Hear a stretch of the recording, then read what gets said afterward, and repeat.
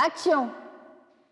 La tour des Valois, un lieu magique chargé d'histoire qui sert de décor pour ce tournage avec comme guide Florent Gaillard, directeur des archives municipales et surtout passionné d'histoire.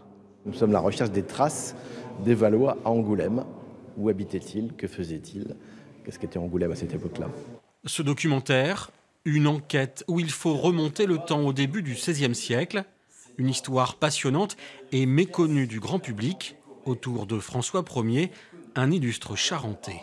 Le roi de France voulait exister en Europe et pour l'occasion, il envoie Verrazzano, un navigateur d'origine italienne, qui se met à son service et qui ne découvrira pas, évidemment, la route de la Chine, mais découvrira une grande partie des côtes d'Amérique du Nord, notamment le 17 avril 1524, un lieu qu'il a trouvé plutôt charmant et qu'il a appelé la terre d'Angoulême en l'hommage au comte d'Angoulême, François Ier, puisque avant d'être roi, François Ier s'appelait François d'Angoulême.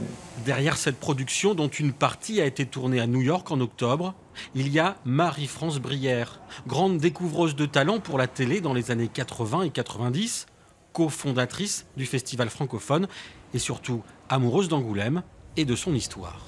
Je n'avais pas trouvé mon personnage en fait. Et quand j'ai fait la connaissance de Florent Gaillard, qui est donc le directeur des archives d'Angoulême, j'ai trouvé mon personnage. Et c'était lui qui allait devenir cet historien qui allait résoudre une des énigmes de l'histoire les plus méconnues en fait. Le documentaire sera diffusé sur France 3 Nouvelle-Aquitaine, puis TV5 Monde et Public Sénat au début de l'été prochain. Un film unique qui montrera que pendant près de 80 ans, New York s'est appelé Angoulême sur les cartes maritimes de l'époque.